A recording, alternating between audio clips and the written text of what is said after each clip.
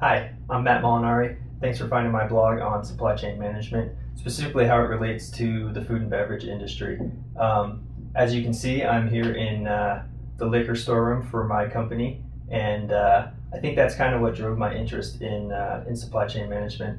There isn't a whole lot out there actually on local smaller businesses and how they can utilize supply chain management theories to kind of improve their business overall.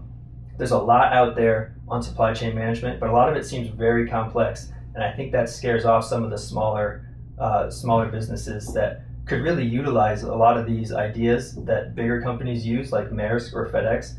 I mean, they ship millions of tons of goods every day, so they have to know every little detail of their business. But a lot of times I think the smaller business owners, if it's just one person running this business, they see these big companies and they don't think that those ideas can translate down to smaller businesses, and that's just not true. So what I'm trying to do is kind of start a conversation among smaller businesses and how the theories that these big companies use on shipping or transportation or inventory maintenance, basically anything across how the goods get from their production to your customer, is what we're going to be talking about on this blog.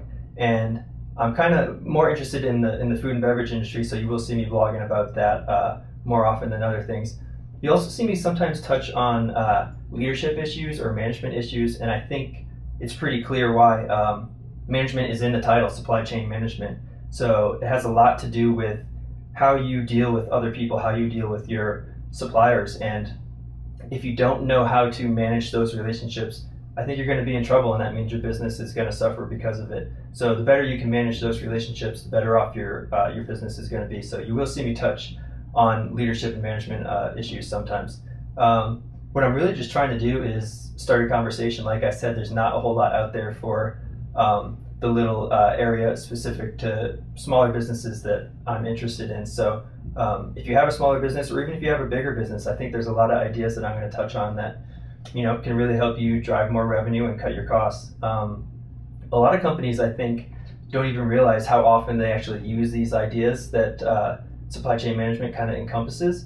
So what I'm trying to do is make people aware that, man, everyone has inventory, and whether you have, $2,000 worth of inventory or $2 million worth of inventory, even if your storeroom looks kind of like this, there's still a lot of costs that you can cut, and better ways to just manage it in general that'll save you on labor. So supply chain management ideas that probably you may be using but not using to their best ability, that's what we're kind of going to talk about. So I think I can really help businesses generate more revenue and decrease their costs at the same time. So if you're interested in kind of learning more about supply chain management, I think this is definitely a blog that you'll be interested in. The reason I got into it is I've been an accounting manager for Squaw Valley and Alpine Meadows ski resorts for the last 6 years, and that kind of gave me a background on the numbers side. I've seen a lot of the cost numbers and labor costs and all that stuff come through, and I'm just now over the last 2 years getting into the food and beverage side. So I'm seeing the actual operations, what goes on in the kitchen and what goes on in this inventory room. And combining those two has actually kind of opened my eyes to, there's a lot of different things you can do to save money and just make your business run better. So having that accounting background with the numbers and now seeing the operations side, that's really driven me towards supply chain management theories. And specifically because I am getting more into the food operations at my business, I do blog quite a bit about food and beverage industry.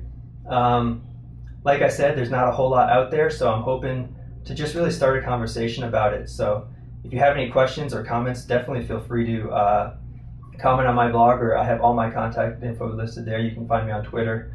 I'm interested in engaging and having a conversation and adding some value to the bigger conversation that's out there, but on a more specific level for smaller businesses and food and beverage industry in general. Thanks again for finding my blog.